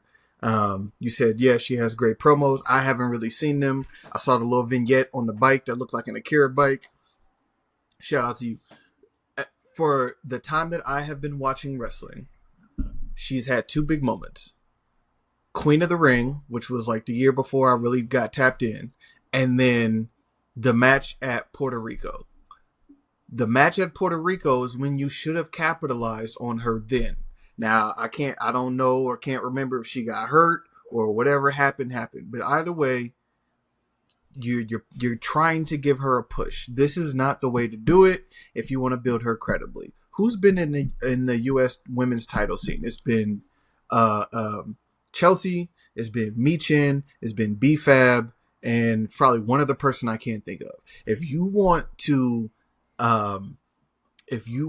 appropriately put Zelina in this spot, what you should have done was built on the conflict or created conflict between the number one contender, which at the time was Michin, because she was second for the that tourney, and then have Zelina come in, have them fight, have it spill with the secret Hervis. You bring in B-Fab. Now you got 3-on-3. Something happens there. It breaks down whatever. Hervis is barred from the ring. You do a fucking triple threat between Michin, Zelina, and fucking Chelsea. Or you even do a new number one contender match between Michin and Zelina to get there, and then that person faces Chelsea. But either way, just having her pop into the match, she wins it because it's supposed to be shocking and surprising. Like, you just deaded the championship and all the work that Chelsea did over the last 6 months to me, in my mind. Because now you have the belt on somebody who no one has a connection with. It could be a chance. It could be a chance for Chelsea to be the first 2-time. Like, maybe Zelina doesn't hold it super long. Then why put the belt on her instead? What you're saying? Everything you said isn't wrong. This is now I'm just like trying to be like, okay, well, maybe this is the version. Maybe this is what they were trying to see, or maybe this is what they're trying to play. But I feel like people like Dakota, like they're people like an Ivy Niles. Well, honestly, I wouldn't even put Ivy Niles in this comment. Like, we're talking about people who've been here for a very long time who have not gotten a singles title. Zelina is one of the oldest ones, and again, I didn't necessarily want to give it the here nigga damn title. I'm just saying, like, maybe like if it maybe it is that. I don't know, but then like make her fight uphill. Then don't like make people buy in. If she's a face, make people buy in by seeing her get her ass beat every week or jumped or whatever the case is. Or Chelsea in a very comedic but serious way is like, I got the Hervis with me. She can't touch me. Da-da. Like, there's so many things that you could do to build Zelina in a month, 2 months, that just doing this randomly, it literally comes off as, hey, here you go.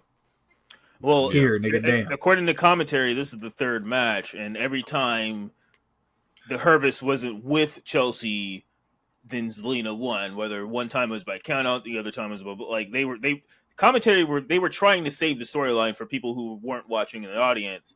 But again, that doesn't negate anything you also just said. Like, it does feel, I don't want to say willy-nilly, but it does feel kind of rushed. Like, they could have played this very babyface sympathy card towards, like, I've been trying to get the singles title for my whole goddamn career. I've been in NXT since fucking 2017 and still haven't had a singles title. Yeah, I've been Queen of the Wing, yada, yada, but I keep getting screwed up. Like, they could have built it a little longer to where, like, what you were saying, like, they could have, like, would a babyface always has the odds stacked against them, and then, like, it does feel very rushed or fast-paced. I agree Absolutely. with that. I think this is going to be one of those moments where you either seek or swim. Is like, either you're going to prove to us that you can hold a singles title, and like all your fan bases, all your stands, they keep adding me and whatever, they're not crazy and delusional, or like maybe you should just be a manager. Like, we'll see. Like, I don't know. This might be one of those sink or swim moments type of things. I think that's exactly what it is. The title can either make you the star or it's going to be too heavy. We're going to see. Doesn't mean it's right, but I don't know. Things being too heavy. Mello got a new chain. Let's go. Do your chain hang low? Do your chain hang low? Do it wobble to the floor? Hey. Does it shine in the light? Is it black? Is it or something like that? Or something like that? Yeah. That's right. Gritty. You do all that. Nah, fuck that. Fuck that chain. We knew the hate was coming. It's coming big time. Nick, pause. Wow. Crazy work. Andre Loads. I can't stand this nigga, bro. What, bro? At all. What, bro? What? cannot sit here and say Andre Rose. I thought I was being topical. No. hey, mute your mic. Mute up, nigga. That is insane. Fuck. That is so crazy, but it was so fucking funny. Fuck. Okay, Miz gives Melo and Andre the Giant chain to celebrate him winning the Andre Giant Battle Royal. He says he's now the 10th wonder of the world, and he's him, right? Gasses him up, though. Gasses him my head. Miz Tiffany got a Mania win. Lyra got a Becky feud. Braun with Seth in one of the biggest storylines ever. Take this chain, my nigga. You good. And Melo's the most talented out of all of the motherfuckers. But that's just... and he gets a trophy. It's not just a chain. It's a trophy, too. Look, you right. You do. You got a big trophy in the chain. Like, shine on, bro. Shine on. It's all right. I'm not hating, bro. I'm just saying the facts. In a very hater monotone way. Shine on. This leads to Miz feeling like he is being overlooked. He goes to the ring, goes to the promo, goes to the crowd, and tells people, "Hey, I'm still the goddamn Miz. I don't care who's back there. They ain't fucking with me." Iced out too. Wrong. Look at that white suit. In the white suit, man. Colonel Style. Sanders, nigga. Come on now. we talking about style here. That man out there in the all white. But you're right. People about their medulla oblongatas over there. Look at all of a sudden, the lights hit black, and you hear that sexy ass the guitar. You see the candles, for the ambiance. You know what I'm saying? It ain't Netflix, but we can still chill. And you hear the no man is ever truly good. No man is ever truly evil. Bro, he came back with the Aleister OG Black song, baby. He got his OG song. I was so happy that he got his OG music back. I was like, if Def Rebel fucked up my boy, I'm gonna be pissed off. Aleister Black is back in the WWE. We've talked about it, reported about it a while ago. It's finally good to see him, back in the WWE ring. Immediately, Black Mass to The Miz. Kicks the living shit out of The Miz, bro. Love it entirely. You saw them red bottoms? Yeah. Oh, yeah. My wife pointed those out saw there. them red bro, bottoms. Style, bro. We talk about the Miz. Miz ain't broke. That's one thing. Hey, he might have sold his Miz house, ain't broke. but he ain't broke. He's always winning. Broke. Look at his wife. Look at his kids. Look at his car. And his balls are massive. Very massive. It's hard to carry. You know how people wear black because of slimming? He had to wear white because the balls were just so big. That Jesus Christ, bro. Ladies and gentlemen, Hitty is back from vacation. We gotta relax, nigga. P. Hitty? Hitty is back, nigga. Can't stop, won't stop. Hero. Like, Jesus Christ. The funny thing about Aleister Black coming back is that he's also still rocking the eye. Man, the 5-year a real worker, man. Injury to the eye, which we talked about. We talked about before he even left AEW. He's like, the man beware. Hey, he's telling a story that's so old, bro. Real worker, man. I love it. Keep kayfabe alive, solid. Bro. I got a quick question before we get out of this, though. Right, like we know Aleister had like this history of injuries and whatnot, and we want him to have like a great run here. My question is, does the supernatural gimmick still work? We know we had it with like, the White Six and whatnot. And we saw the vignettes, or not vignettes, but like the way they built the White Six and how that just connected immediately. Will that still get over with the fans today? It has been a while, how does that work now? Because all we know is Bray Wyatt and Undertaker to be the ones that are madly like successful with it. Right. So is Aleister in WWE, he never technically had powers. Like he might have teleported every once in a while, but he never technically had powers. So I don't want to say he's supernatural. I want to, if anything, he's just more gothic metal. Like, just like, yeah, I'll rise in my entrance as if I'm in a coffin, but he's never had like shooting lightning or having fire come out of anywhere or coming out of from the ring or something like that, as far as like an Undertaker or Bray. Yeah, no, Bray had powers. Yeah. Like there was one time Bray shot lightning or some shit, and then you think of like the Fiend. The Fiend was a demon. Like it was like a It was like his Hulk transformation. It's true. I mean, in AEW, Malachi sort of had powers for a while, but then it like kind of died down. So I want to let it play out because since he is on the same show as the Wyatt Six, so and I feel like Wyatt Six is definitely like semi supernatural. Obviously, they still get hurt and shit. But to answer your question, it really depends on the presentation. Because I feel like supernatural in wrestling can still work. Like, there's a reason why people still enjoy wrestling. Like, it's still like you can like I said the other week, and like how DT quoted me, like you can only disband your you can only disband your disbelief. Like to like you could, my disbelief can only be disbelief. So disbelief. Yeah, for so like for so far, where it's like like all right, where it's like like. Is it full Undertaker or is it full like Broken Matt Hardy or is it like full like Boogie? Like there's different spectrums of the tree and like how supernatural someone can like be or whatever.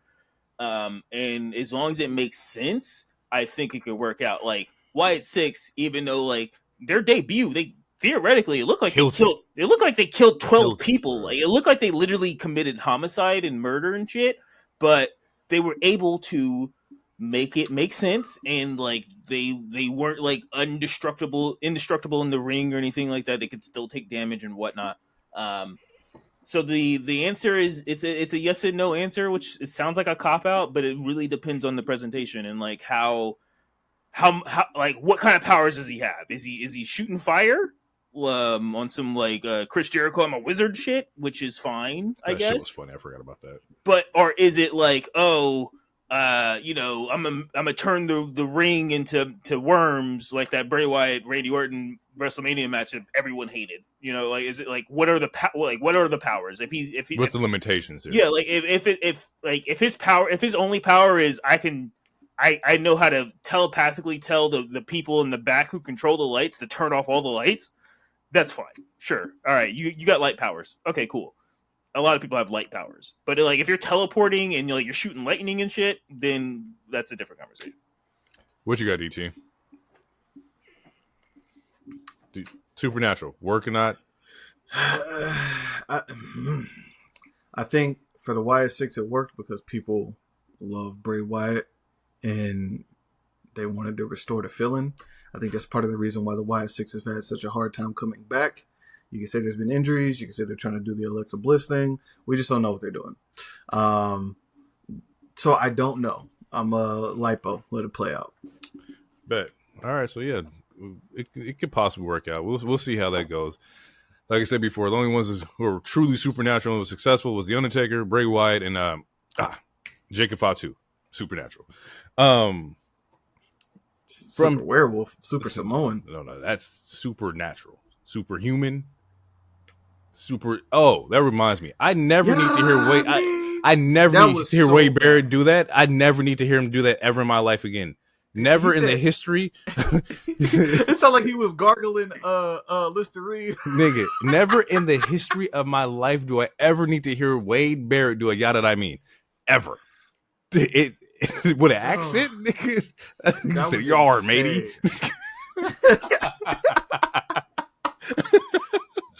And then Joe Tessitore did it too. No. Look, if he gets yada that I mean over and the crowd starts like anticipating and saying it, that's insane. Jeez, that man is out of here, insane. Bro. That's absolutely crazy. They're already trying to, if you listen, they're already trying to say all gas, no brakes with it. Which is fine. If he lets them, it'd be some of the hardest shit that you, but he says it like he says it because he's not paying attention to the crowd. But if he pays attention, though, hopefully somebody told him in the back, like, "Yo, listen to the crowd. They're trying to. They're going to do it." Yeah. If he sets them up so they can say it, it'd be the hardest shit in wrestling. I don't want people throughout the country saying "yada." I mean. No, we're talking about all gas. My bad. No. You missed it. We were talking about how we never need to hear Wade Barrett say that in our life. It is. I can't even do it. I can't even do it. I'd rather Wade Barrett say it than fucking Pat McAfee. I don't need nobody saying it. No. You ain't got no culture for enough. You ain't got enough culture for that. Match of the night, actually match of the goddamn week here. of the week. It might be of the year. I mean, It's the women's triple threat is still really high. It's really. I don't know, nigga. This Listen, motherfucker was cooking. One has weapons. One doesn't need weapons. True, Bro, true, a nigga true, gave his leg up for wrestling, bro. I'm sorry. Like that is fire. I'm gonna just listen. The people that are saying, "Why couldn't this match be on WrestleMania? This should have been on." We wouldn't have got the leg. We wouldn't have got the leg, bro. I'm sorry. I don't care what nobody say. The leg wasn't even the best spot of the whole show. Nigga, bro, there's so many. The spear, the silencer into the chair, the other stuff. It was. Listen, this match was fire from post to post, coast to coast. This shit was. It was. I listen, and I didn't know until afterwards, but I didn't know that it was the whole match was essentially a love letter or a callback to the first TLC match at WrestleMania because it's been 25 years. But I literally tweeted, I was like, if you never seen that match, this is as close as you're going to get to it. Like, this is professional wrestling. And I'm sorry, but to me, the prosthetic leg, bro, do you know what has to go right for that to happen? One, there has to be a nigga with half a leg. That's the first thing. The second thing is Montez has to see the leg. The third thing is Johnny has to be cool with getting hit with the leg and still sell the leg. Like, that was not planned. That was not supposed to happen. There's no fucking way you can tell me that was planned. They didn't know there was a nigga up there with half a leg. Wait, that shit was fire. Can we talk about Montez's fit in the entrance with the HBK call? The HBK, bro. Yeah, the HBK. I was like, HBK. The Chris Bay does the same colorway too. I thought it could be a little bit of a shout out to both. It could have been both. Easily could have been both. That shit was fire. Shout out Bianca. Oh, yeah, that definitely shout out Bianca. Yeah. Probably orchestrated that whole color scheme. One of my favorite spots of this match was Johnny G smacking Shelly with the chair wrapped around his neck. Oh, dude! It looked like that. Yeah. So it's like that looks like a fucking. The way he sold it too, bro. Yes, bro. This match I would have been scared to take that spot. You got me fucked up, nigga. I would have been scared to take that spot, bro. There was a lot of scary spots. It was entertaining as fuck. These men went out there and threw out a fucking show. They all made a lot of already. Yeah, they all made a lot of statements talking about they felt the love. They heard all the people like, oh man, this should have been a card, or like, why is this on the card? Yada yada. Like, they felt it, and like they went out there and they put on a fucking classic. I have two nitpicks. One of them is not being on Mania. You could have took off the New Day match. You could have took off something else, or just rearranged something else. But I could hear the argument that it might not have got the same time. And this was a 22-minute match, so. Sure, I could hear that argument, but I mean, Charlotte and Tiffany was 20 minutes, and I'm not saying that should have been shortened because, then people be like, then they're like, oh, women have short matches. Yeah. So you don't want to have that. But then again, at the end of the day, we still didn't need the New Day.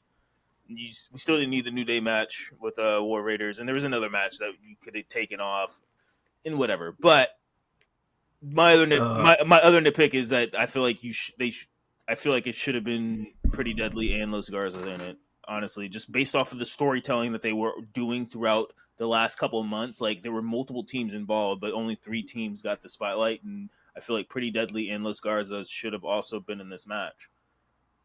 But it just would have been longer. They can be in the next one, I think, and that sounds disrespectful, but I literally mean the Profits just eliminated. They wiped out 2 of the teams that were competing. If you wanted to run it back, different stipulation, you could do that. Last team standing match or something. You could do something at Backlash to get Los Garza and Pretty Deadly in there. You could. If you add those 2 teams in, you run the risk of a couple of things in my mind. Too many things needing to happen at once, and then you don't get the opportunity to showcase the match in a way where, like I said, it was a love letter to the match prior with those 3 teams. Like that, like it took me a minute as I'm watching all the spots happen. I'm like, oh, like in the most positive way. I'm like, I've seen this before. Like, this feels like familiar, but like in a positive way. And then I remembered as I'm watching, I'm like, oh, this shit is great. Like, you have the spear off the ladder spot. They broke a table through a ladder. There was countless dives from the ladders over the ropes. Fucking Montez getting stuck inside the ladder. Like, there was so many things that happened. Obviously, the prosthetic leg. The skull and bones. Dawkins. Yeah, the skull and bones at the table. Yeah, like, there was so many, like, they balled. I wish there was a way that I could, like, personally give them money, like all 6 of them. Like, I ain't got much, nigga. Here, you gotta buy 3 shirts. Yeah. Yeah. Sure. I do agree. I see what you're saying. Where it's like, yeah, no, it is a leveler. So if you would add multiple teams, and it kind of takes away from the original TLC. So yeah, no, I do see that. It's just, oh man, I just wish they could have added them to some extent. But then again, like you said, it does take away from the leveler. But I've seen, I don't like the first TLC match when you were getting back into wrestling, the one that I showed you where fucking Xavier launches the trombone. Yeah. That was a 4 or 5 man team too, like the tag match, like. So it could have been fire. Like, we could have got but then again, I forgot about that shit. Bro, it's in my notes. Anytime someone wants to get like someone who wants to get into wrestling, that's one of the first 3 matches I show them. Just because it's like, this is why I love wrestling. I watched a man who wasn't in the match, Tom Brady, a trombone into someone's back. They fall into a ladder. Like, it's hard to explain this without the context of wrestling. That's also like a prosthetic leg situation. You know what has to go right for the trombone to hit you in the right spot? He has to throw that perfectly. Like, from the outside of the ring. Right. Like, Xavier was on the outside of the ring. Fucking whichever, I think it was Kalisto. Anyway, I hear both of it. I wish the other 2 teams could have got involved just because of like the storyline. Like, there was that whole scene on SmackDown where Aldis had the Charlie Day meme from It's Always Sunny, where it's like this team and you have a string with it, and like you have the string like he's an FBI agent, like. So, and seeing that, I was like, oh, we're getting this multi-person thing. But with the triple threat, I do see the love letter, and it's kind of hard to take away from that. But so that's where my thing is. It was like, if you were going to stick with the triple threat, then you should have just put it on Mania, because then that makes the love letter more complete to me. Because then I agree. It's at Mania. Yeah, you just don't get the leg, bro. And to like, there could have been to me. We don't know if there wasn't no one with no leg in Vegas, but you're right. No, after Austin, no. No, he's right. After Austin, it might have cost. There'd have been no crowd interactions, nigga. Them tickets might have cost an arm and a leg, honestly. There you go. Metaphorically, they already gave it to you. But I like that kind of fan interaction and the way that it was accepted. Like, to me, that's fucking dope. Like, that's some shit that you would see at like an independent or something. Like, you wouldn't normally see that at a major promotion. It gives me WW or WCW versus NWO N64, where it's like you just go to the crowd and pick out a weapon and pick something. Yeah. It was like, what I pulled from this, I didn't catch the love letter to the TLC until you said it, and I was like, that's fucking brilliant. But also, these were the most experienced tag teams on SmackDown. Everybody in this ring has been doing this shit for at least, 7+,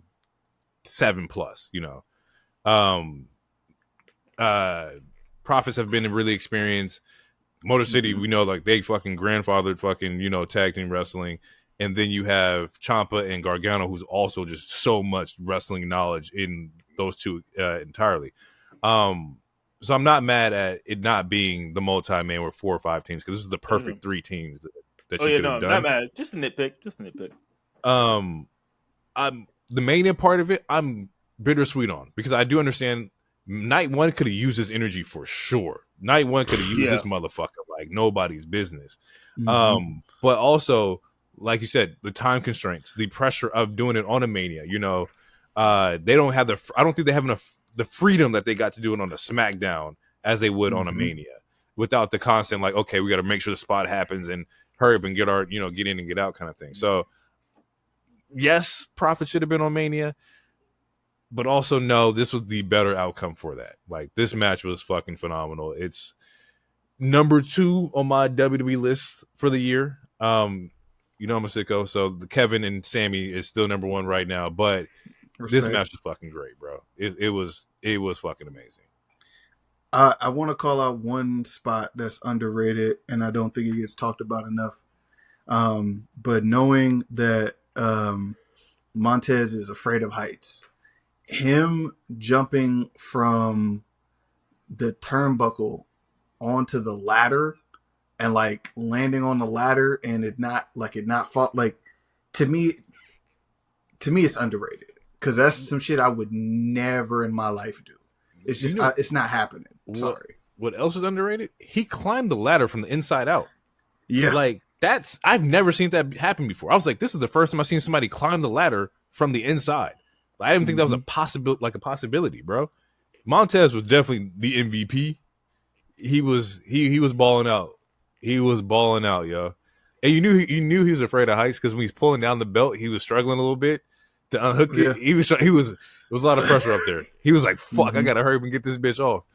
But yeah, nothing but high praise for that match, bro. Like that's good.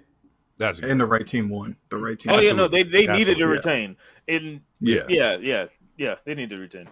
And there was multiple times in the match where it was like, who was going to win? Like, you was, oh shit, Johnny and them might have it, or Motor City might have it. Like, they sold that really well too. I thought all teams had an equal chance of walking out with that. So when Montez actually got it, I was like, fuck, that was like the greatest finish that could have happened to this match. And they put all 23 minutes on YouTube for that match. Immediately, you had to, bro. No, this morning they put it. Yeah, they put it on this morning. It was like, nah, y'all, everyone got to see this. Like, everybody got to see this shit, bro. It's too good not to. Throw this one up. And shout out to WWE. Shout out to WWE real quick for having 4 banger triple threat matches in a week. But as far as just 2025 goes, I'm gonna throw AEW in there too, just with the Kenny Speedball Ricochet match. We've had a lot of good triple threat matches this year. Yeah. And honestly, this might be it. I don't know if we're gonna get any better triple threat matches. Usually, triple threat matches are just okay because there's too much somebody sleeping and there's too much let's wait for this person to climb up the turnbuckle so we can catch them. Like all of these triple threat matches that I just mentioned, for the most part, all of them were bangers, especially this particular week. But again, I'm gonna still give Dynasty a shout out because the Kenny Ricochet Speedball one, that was a heater too. So that was a heater. Wrestling wise, we've gotten this year and the triple threat. We've been eating the triple threat. They have first quarter of the year, triple threats has been running it. So man. The only problem they're gonna run into is now after that match, you can't have another tag ladder match because at least for a hot minute, because it's gonna pale in comparison. Like you can't put another tag match next. Yeah, you can. Who's in it? What's give me Fraxium and Lucha. Give me Fraxium and Lucha Bros. And you're gonna watch some crazy shit happen. Add the New Day Usos into it. If we get crazy, hey, we can go on WWE Universe right now. Let's get crazy. Give me Fraxium and Lucha Bros and watch what the fuck happens. I guarantee we'll be right back here like, hey, nigga, you was right. You think it's beating that match what we just saw last night? I promise you. It depends on who. Wait, are we talking about another triple threat? Or are you just saying just Fraxium versus Lucha Bros? No, Fraxium versus Lucha. He said tag team. Just those two. Oh, I don't think that's gonna be a triple threat. We gotta keep it in the same realm. That's gonna be that's difficult. The next time they're gonna be able to do something close to that, it's probably gonna be one of the Money in the Bank matches because you can't put another ladder match close. You just can't. There's no you can't do that. That match needs time to breathe. Because you put something behind it, it's not. People are gonna compare that for sure to that, and it's not gonna They shut it down for a hot second. There's a reason we haven't. There's a reason we haven't got a Hell in a Cell since Bad Blood. Yeah. Those kind of matches, you take the ball and go home. Ain't nobody playing no more. I don't want to see if it's not gonna be that and built that way. I don't want to see a Hell in a Cell match for at least another year. Yeah. All right, people. That is the episode. Once again, shout out to everybody listening. Whether you're on YouTube, Spotify, Google Podcasts, Apple Podcasts, TikTok, Instagram, iHeartRadio. We have some people out there too. Shout out and thank y'all for tuning in. But I'm gonna get out of here. It's been real. Catch you on the next one. Peace out. Too sweet. Believe in the wave.